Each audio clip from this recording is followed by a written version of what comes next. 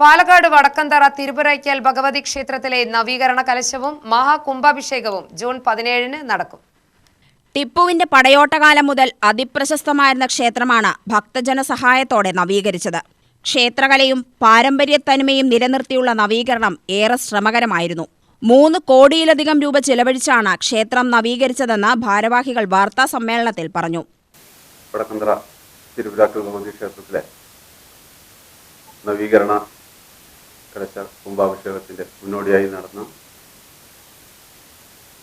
നിർമ്മാണ പ്രവർത്തനങ്ങൾ ഏകദേശം 3 കോടി രൂപയോളം ചെലവിൽ ക്ഷേത്രത്തിന്റെ പടിഞ്ഞാറേ നടയിലും കിഴക്കേ നടയിലുമായി ഗോപുരങ്ങളും ശ്രീകോവിൽ പുനർനിർമ്മാണം, തിരുമുറ്റം കരിങ്കല്ലുരിക്കൽ, അങ്ങനെ 1 വർഷത്തോളം നീണ്ടുനിന്ന നിർമ്മാണ പ്രവർത്തനം 90% പൂർത്തിയായി. ഈ 17-ാം തീയതി രാവിലെ 6:15-നും 8:10-നും ഇടയിലുള്ള മുഹൂർത്തത്തിലാണ് ഭഗവതിയുടെ പ്രതിഷ്ഠ.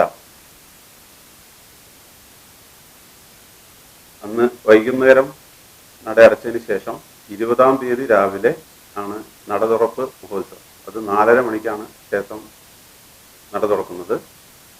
അന്ന് ഉച്ചയ്ക്ക് 15,000-ഓളം പേർക്ക് മഹാപ്രസാദകൂട്ടുണ്ട്.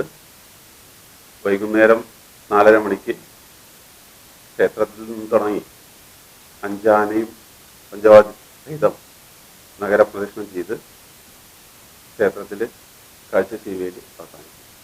ശ്രീകോവിൽ മേൽക്കൂര, ഗണപതി നടഗോപുരം, കിഴക്കേ നട, പടിഞ്ഞാറേ നട കവാടങ്ങൾ, ശീവേലിപ്പുര, തിരുമുറ്റം കരിങ്കൽ പതിക്കൽ, പടിഞ്ഞാറേ നട ഗോപുരം, ക്ഷേത്രപ്രവേശന കവാടം എന്നിവ നവീകരിച്ചവയാണ്. 300 വർഷത്തിലേറെ പഴക്കമുള്ള ദേവീ ചൈതന്യം കുടികൊള്ളുന്ന അത്തിമരത്തിന്റെ ആരോഗ്യ വീണ്ടെടുപ്പിനായി ആയുർവേദ ചികിത്സയും ലഭ്യമാക്കി.